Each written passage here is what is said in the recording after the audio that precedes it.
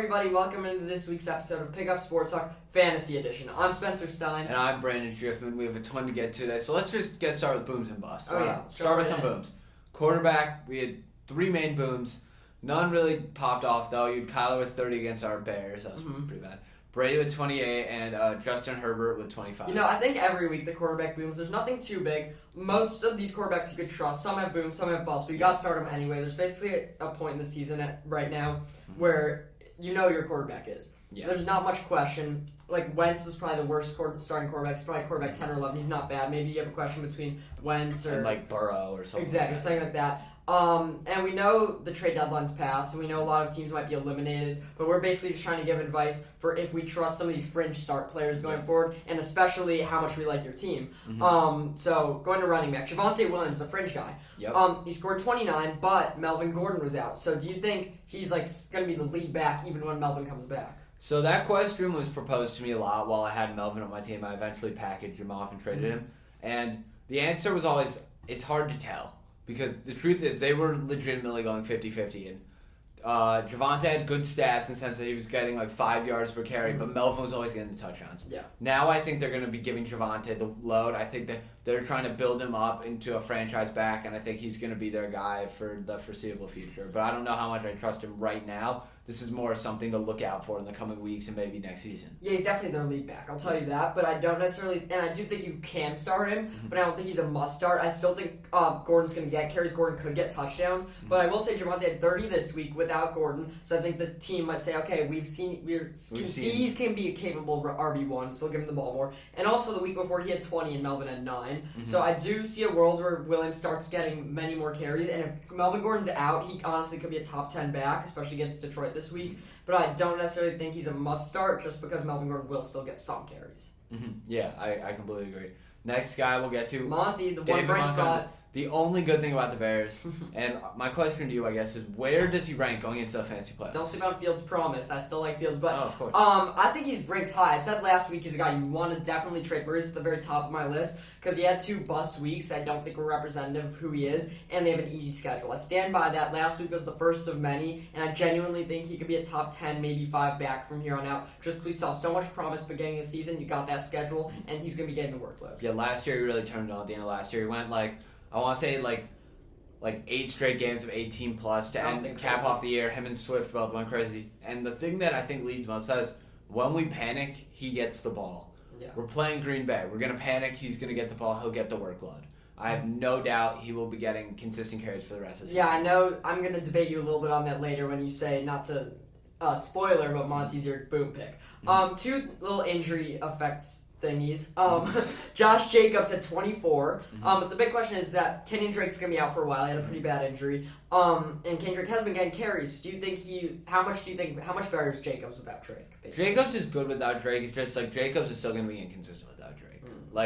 I think a lot of his inconsistency came from Kenyon. But I think that it's not going to change everything. I don't think he immediately goes to a top 10, top 5 fantasy back. I think he still kind of sticks around that RB2 range. Yeah, I mean last week was his biggest week of the year and it was without Kenyon Drake. I honestly like him a lot better. I think when Kenyon Drake was there, he had those 4 weeks where he played in a row where he had between 10 and 16. He had a few bust weeks, but the last 2 weeks he scored 19 and 24. I think he's still a little inconsistent. I don't fully trust him, but he's a must start and he will be getting I would project him before to have 14. Now I project him over up to 16 to 18. Yeah. Exactly. So I think it will help him a lot. And if he has a big week this week against Kansas City, which is very possible given Kansas City's defense, even though Kansas City's defense has been a lot better, I could see a definite big week coming up for Josh Jacobs.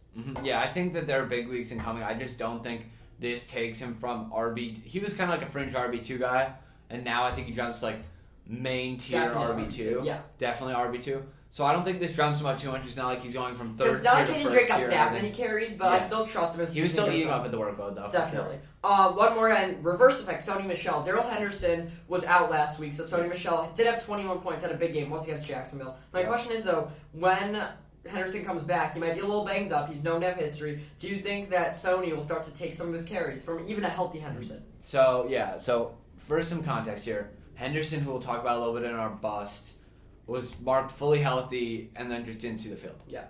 And no one that wasn't really communicated, I don't think. But yeah, Sonny Michel got all the carries. I mean, I don't think he was fully healthy. Going into the week, there were questions as if he would play. No, but he was deemed healthy. There was no cue or anything. He didn't play though. Yeah, no, he didn't play. Yeah. He didn't see the field. I mean, we knew there was a good chance he wasn't going to play. The whole week. Of course. But what I'm trying to say is that Henderson didn't play, and this is what led to Sony getting these good runs. I don't think these good numbers. I don't think this is a trend. I don't think this is something you can really bank on. Just because even throughout the year, Sonny Michel has been getting some carries with Henderson in, but it's been nothing considerable, and I don't think a 21-point week in fantasy is going to change that. Yeah, all I want to say is that Henderson, I've been saying for a couple weeks, the downturn is coming, and I don't think this means Sonny Michel is going to get a lot more carries. He might get 1 or 2 here and there, but I think Henderson, this is even more reason to say he just got banged up, that I don't trust him from here on out. He did have 116 yards from scrimmage against Arizona last time they played. Mm-hmm. They're playing this time, won't be the same. I'll tell you that I don't much. think so. Let's move on to receivers. Yeah, some receivers. Big guys, Jay Jettas, Justin Jefferson, Yes, Brand's sir. receiver, top 3 receiver in fantasy. Well, I just gave that away. But God. 35 points, Thielen was hurt. Is he a top 3 receiver from here on out? I 100% believe so. It Okay. really depends on the severity of Thielen's injury. But even then, he's just has elite written all over him. I mean that. There's not enough good things I can say about this guy. And I like that we talked about Sonny Michel right before him because I essentially traded Darrell Henderson for him when his value was low. Yeah. Justin Jefferson, we've seen him score north of 30 2 of the last 3 weeks. He is a top 5, top 10 wide receiver even with Thielen there. As long as Thielen's out, he's a top 3 receiver in fantasy. Don't love Tyreek Hill as much anymore. Cooper Kupp, I'd still put just above him. I'll give you Davante Adams too. Adams great, but Justin Jefferson, as long as Thielen's out, top 3 receiver. Even when Thielen's out, he's top 5 receiver. Yep. Don't love his schedule though. Don't love his playoff schedule. Pittsburgh, Bears, Rams, Green Bay. He'll have a field day against the Bears if that. No, he will not. Our defense will take a stand. I'm taking a stand here. Let's move on to some lower name receivers. Amon-Ra St. Brown, USC, 4th round, 24 points. And also Russell Gage hit 22.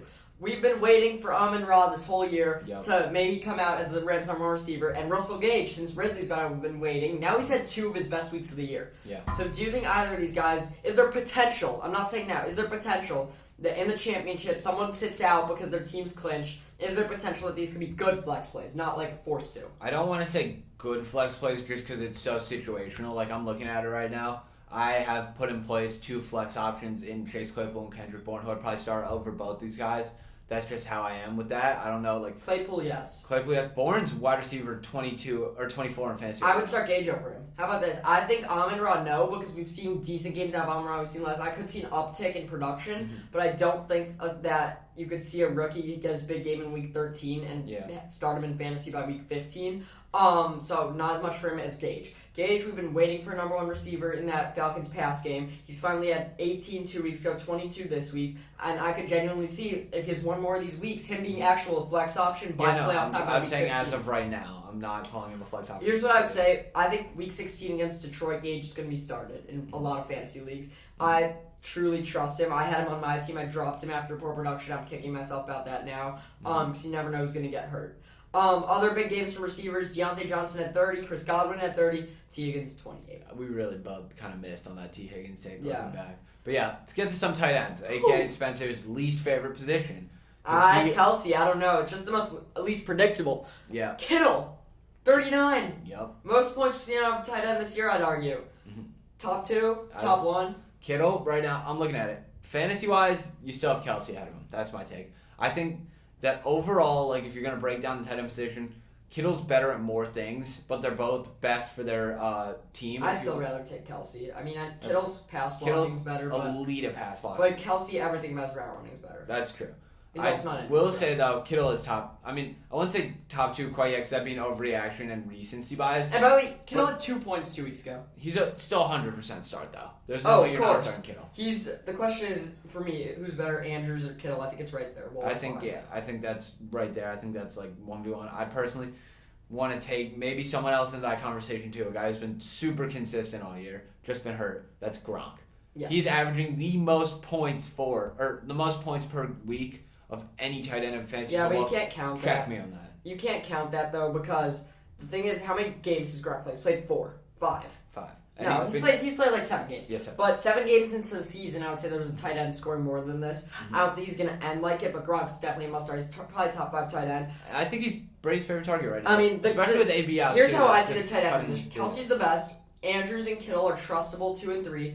I'd say Gronk's the 4. Gronk, then I'd say... And I'd say Waller's the 5, but he's injury-prone and inconsistent. Everyone else below is on and off. Yeah. And there's Dallas Goedert, for example. This week at 28. Beginning of the season, we said he was underrated. He could be a guy. We saw Logan Thomas have a big week. Now he's out. ACL. TJ Hockenson, Dawson Knox, Kyle Pitts, Pat Freiermuth even. Any of these guys, like on a weekly basis, we've had so many arguments at who's the 6, who's the 5. It's to the point where there's the top 5. It's not worth it. It's just Boomer bust every week. Whatever. Just a tier. Let's move on to busts. Yep. Dak 11, Josh Allen 11, Mahomes 12. I just talked about this. Quarterbacks, you never know what you're getting. We always seem to see 3 surprise busts, 5 booms. Most guys get around 20. Start your guy. Yep. Running back's big thing. James Robinson, we haven't talked a lot about him since the beginning of the season. 2 points. Yeah, so my take on this was I was watching this game. It was very, very early on in the game. I want to say it was like 8 minutes or 6 minutes into the first quarter or something. It was very early on. And Aaron Donald, I think, like strip tackled him or something. And yeah, I think he was really shaken up after that and couldn't quite get his role set in. I don't think he got any reception, so I think that's what led to the poor performance. Yes, but we've also seen a couple bad weeks from him in a row. Yeah. And I don't know how much I love him in their offense. Here's what I can say. Next year, I don't know if he's a good, trustable fantasy. This year they drafted ETN in the first round. Yeah, I haven't heard his name in a while because he's been out.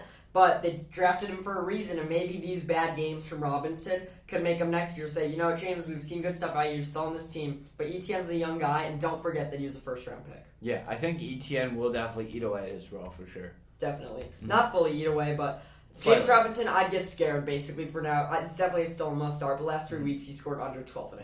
Yep. Zeke, 6. 6 points, trend or outlier? I just think... I don't want to say trend yet because either way, neither option's good. He's just kind of performing in his Zeke bust zone right now, and I think a lot of people are getting put on notice to Tony Pollard and his abilities. He didn't even have that good of a game. He just happened to have a 54-yard rushing touchdown or something like that, which was huge. But yeah, Zeke is in a really weird place right now because he was playing great, then he was playing bad, now he's kind of playing pretty bad. It's just he's all over the place, and last year he was exceptionally bad. So, there's not even a standard to grade him on anymore. It's like Saquon, even though Saquon's been out the past years. There's no real standard to grade this guy on. You know, Zeke's been banged up, I will say. Yep. Last week, he's still battling that knee injury. But I'm going to say something no one's expecting. I've been the Zeke guy all year. Not trend that he scored 6, but trend that he's going to score under projections. You know, he hasn't scored below 11 since week 1 until this week. But he also hasn't scored above 20 since week 5. And... from post-bye, he's had 11 points, 12 points, 20, 12, 16, 6 now. I think Zeke is a guy who, if I'm an owner, I'm expecting to get 13 out of him every week. Yeah, he can't get those big games, but I'm not expecting him. They do have easy matchups, but I think his role is diminishing as the season's going on. Mm-hmm. So I think that he's going to drop in his ranking every week, and there's more and more running backs every week that I put above him just because I think they have much better ability to score 17 points. Mm-hmm. Yeah. Let's get to some other quick hitters real quick. Ingram with 3, Gaskin with 6, Mixon with 9. And Mark Ingram, by the way, 3 without Kamara. 3 without Kamara is embarrassing. Do you think that could affect Kamara's workload, or do you think it's just because it's Ingram?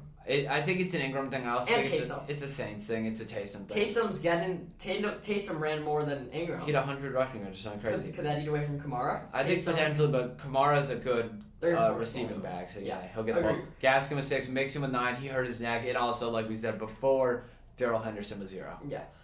Well, he didn't play, Brandon. Still, people started him because they saw he was healthy. He didn't play. He was deemed healthy going into the game, though. But he wasn't on the active roster. Yes, he was.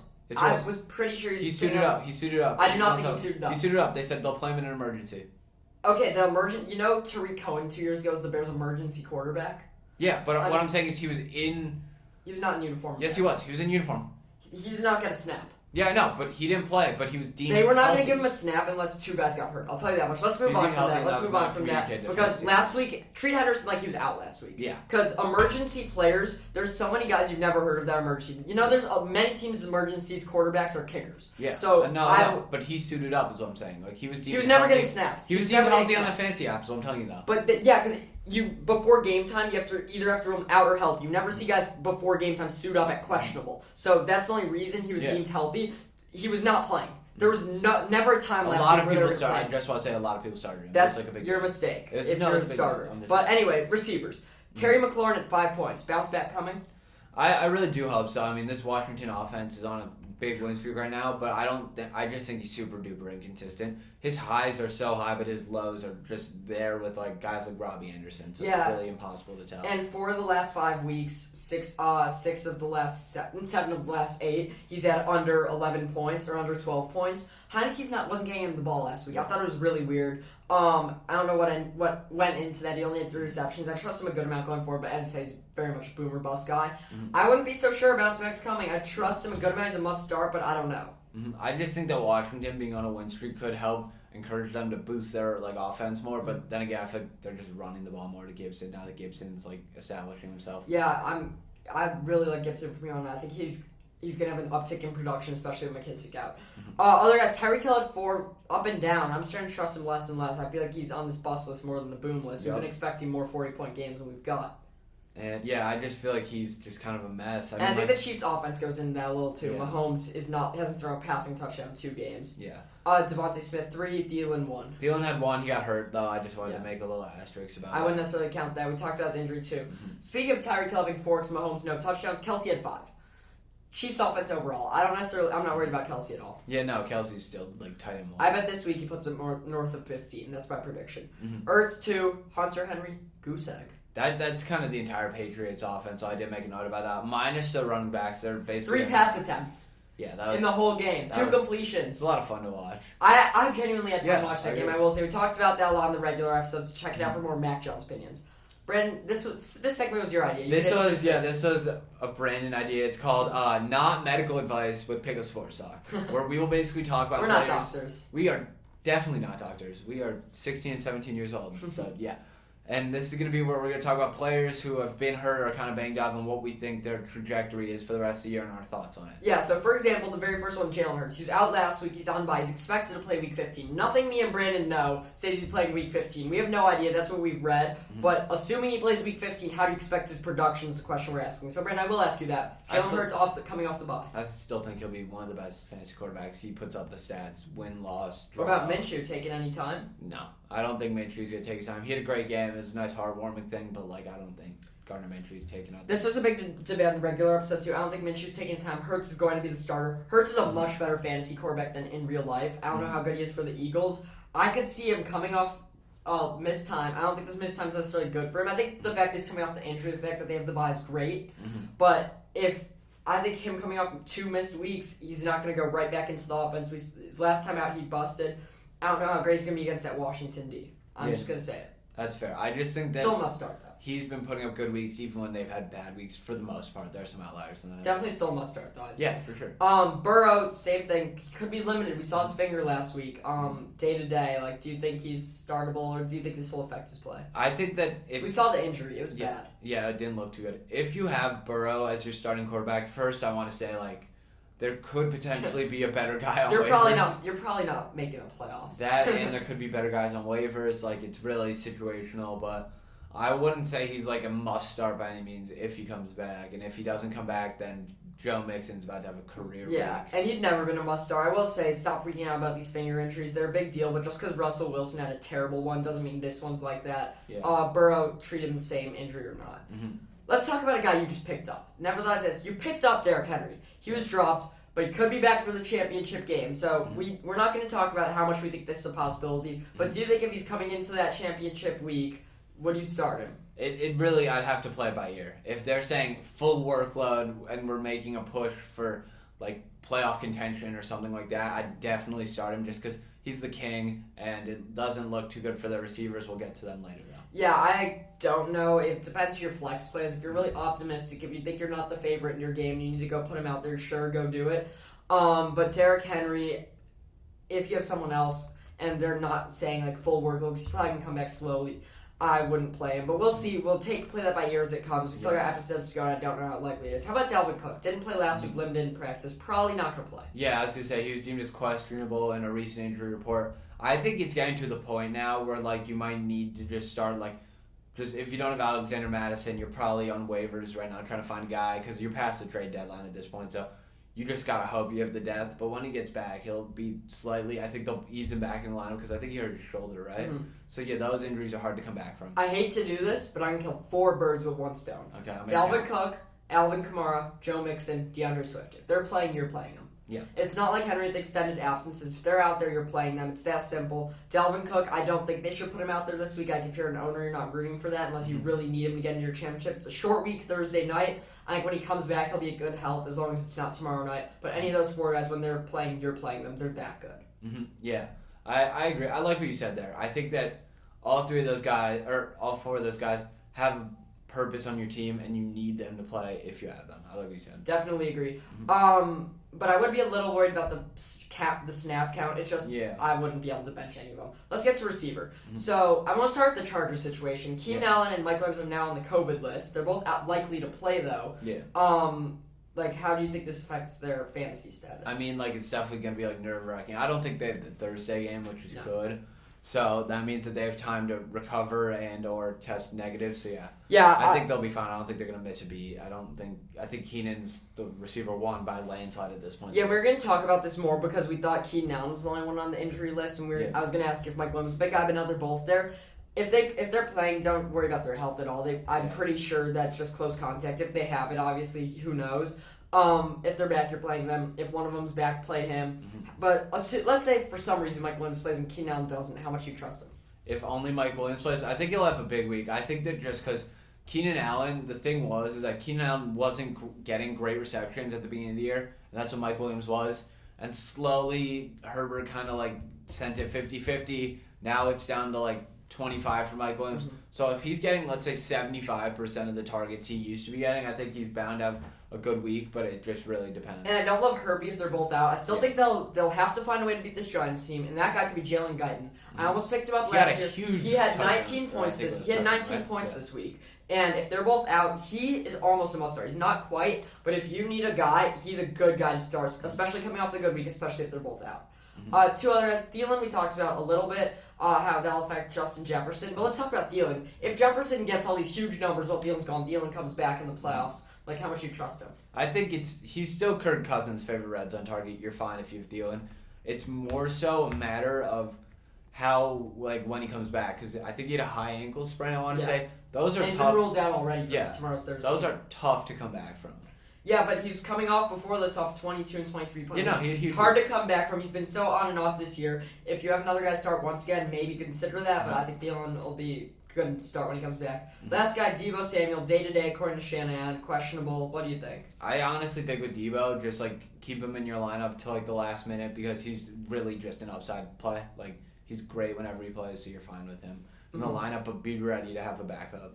And last guy, let's move on to tight end. Sorry. I'm missing something there. I agree with you on Deebo. Logan Thomas, I know you want to talk about him. He was just put on IR. Yeah. I thought it was definitely a torn ACL. They haven't said anything yet. I think it came back a little better than they thought, but ACL, MCL injury. Yeah, so I like Logan Thomas a lot, to be honest with you. I think he's a great player. I picked him up last year in one of my leagues, and he literally almost led me to the championship, which is rare as a tight end. He had back-to-back huge weeks, which led to me getting far into the playoffs. But yeah, he's hurt again. Again, I need to specify. Literally, dude's played, I think, 4 games. He's not going to play again this year. I'll tell you that much. I do not see him playing again this year. It's a shame. He's showed decent promise. He had a good week this week, which I was not expecting. And going into this season, he was your option. If you don't get a top guy, draft him. So we'll see next year. I don't trust him that much going into next year. Just shame he's on. The real guy's Waller. Missed a couple weeks day to day. I haven't been a fan.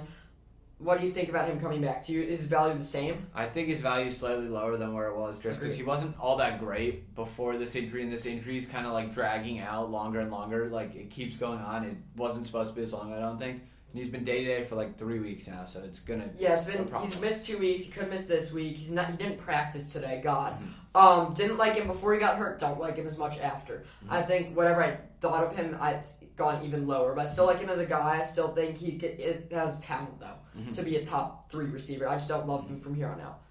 Let's go into our boom bust predictions. We did the injuries, we talked about our boom bust, but this is the real thing because some of these guys are fringe players. Me and Bren brought in some unexpected booms and some unexpected busts. So Bren, kick it off with something I do think that I agree with. My quarterback boom, let's just get right into it. Taysom versus Jets. I think he will have a huge week. I think he will go If crazy. you have him, start him. He's a pure upside. He scored 20 last week with 4 interceptions. If he didn't have those 4 interceptions, that's 28. That's boom when they're playing the Jets. Yeah. That is a lock boom. Yes. Love that. I have Herbert against the Giants. Like it less and less with the receivers out, but anyone can go off against the Giants. I think if people are expecting them to play worse with those guys out, I'm coming off the momentum. Herbert's going to have a big game. Mm-hmm. My bust of the week has to be Kyler versus the Rams. I think he's not going to pass the ball as well, and I think they're actually going to be. I think James Conner's going to get the red zone play. And Chase Edmonds coming back, which we didn't talk about that much in injuries. I don't know how much that's going to affect their offense. I disagree. Seems like we're all talking about bust whoever's playing the Rams every week. The Rams defense hasn't been that good. No, it hasn't. And Kyler has looked good, especially against Bears this week. I actually don't like that. My QB bust, Josh Allen. Been a Josh Allen hater since week 1. Keep that train up against Tampa Bay. Mm-hmm. Yeah, my running back boom, like you said, the Bears earlier, it's got to be David Montgomery versus the Green Bay Packers. My thought is it's going to be hard for him to beat his performance last week, but whenever we panic, the ball finds its way into his hands. What if we panic but only score 6 points? Then he'll probably have a huge percent of our offense, and I think his target share will be huge, and he'll have the majority of our yards. I don't think this is a boom or a bust, but I still like Monty from here on out. My boom, talked about him earlier, Antonio Gibson against Dallas. I think Dallas' defense is good, not great, but Antonio Gibson has an uptick in carries last 2 weeks. And he's going crazy. He's going to keep it up. My running back bust of the week, I said it earlier, Chase Edmonds. He's coming back. He'll be on a snap, or I think he'll kind of be eased back into it, and I think it's going to, a lot of the red zone touches are going to go to Connor. Yeah, definitely. I don't know. RB bust. Mine's Leonard Fournette against Buffalo. I think Leonard Fournette had 44 2 weeks ago, 22 2 weeks ago. The downtick's going to continue this week. He's still so on and off, but I do think Buffalo's defense isn't great. The Buccaneers will be passing the ball all over the field. My wide receiver boom of the week, Deontay Johnson versus Minnesota. I just think this is an upside pick. He's been great all year. I think his floor is like 14 points. So no matter what, you're going to get a good week out of this guy. I like that a lot. My guy, I think I might have had him 2 weeks ago, Elijah Moore. He's getting the bulk of those targets from the Jets, no matter who their quarterback is. Zach Wilson now, I think. Corey Davis out for the year, even more catches. Don't like how New Orleans' defenses looked. They're banged up, even though they are good on paper. I like Elijah Moore. I'm starting to think more and more that more. That'll make sense in a second, but I'm starting to think more and more that Elijah Moore, like all these guys are right about him. Odell, A.J. Brown, I think DK, they're all endorsing this guy. They're like, I'd put my The Ole Miss guys, I'm telling you, gotta trust him. I'll put my paycheck on this guy winning Rookie of the Year. The next Ole Miss guy that's going to win Rookie of the Year is going to be Matt Corral. That's your take? Yeah. I like that. I'm a big Matt guy. Okay, so Spencer made a joke about Moore on Moore. That's because my wide receiver bust happens to be a different Moore. It's DJ Moore. I don't think he has a great week against Atlanta. I think A.J. Terrell, super duper underrated out of Clemson, absolutely brings the clamps. A couple weeks ago, I'm telling you, DJ Moore, down's coming, but he could be better next year if they have a better quarterback. My wide receiver bust, hate to say it, Hollywood Brown. I last week said he's great from here on out. I think he is, but he saw less targets last week. It's just that Ravens offense overall. I don't think they're going to score many against the Browns, and I think that could result in Hollywood not getting his long touchdown and therefore busting. But I do like him from here on out overall still. Mm-hmm. My flex boom, got to be Gronk versus Buffalo. We talked about him a little bit earlier. I just love the guy. I think he gets a bulk of their receptions. With the AB out now, and their offense will get a little bit weaker, I think he's going to be the guy that has the most uptake. I think mine's pretty obvious. Same game, other tight end, Dawson Knox versus Tampa Bay. He had 3 last week in the win game. Like, how many completions can we really expect from anyone in that type of game? The weeks before coming off injury, had 18 and 14. I don't see why he's not going to do that again in Tampa Bay. I see a boom from Dawson Knox incoming. Yeah, 2 tight ends on our flex booms. That's good.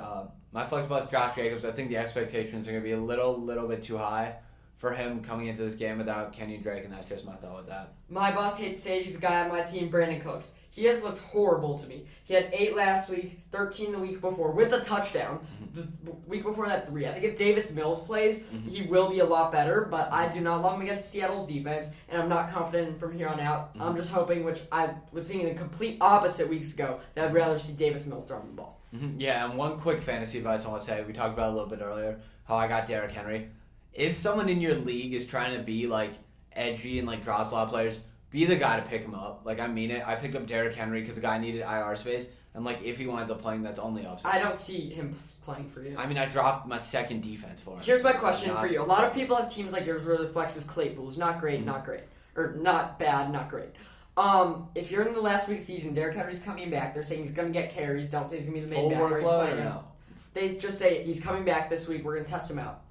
That's like a huge thought for me because like it's championship week. I'm gonna be high stress. I think I'm gonna wind up going with the safer option of Claypool. If they say he's getting full carries, you best believe I'm starting the camp. I think unless you get lucky getting there, and you think you have no chance to put Derrick Henry in, but if you think you have a good chance if your team's good, go with your guys you trust. Yeah. Don't go with the guys coming off the injury. Thank you guys all for listening. Yeah, thank From you here so on out, much. we wish you all luck in the playoffs. It's the last week in the regular season for a lot of people. So just if you have fringe players, feel free to tweet at us who you think you should start, or just watch our video to hear who we like or dislike. We try to get to as many players as possible. Mm-hmm. Yeah, absolutely. Just any questions you have, please tweet for us. Leave any recommendations you have in the comments for segments. We love just like trying to do segments. We're trying to get a lot of segments. Only a couple weeks left in the fantasy episodes. That's going to come to an end, but excited to see my team perform in the playoffs against his. Of course. Thank you for listening. Yeah, thanks.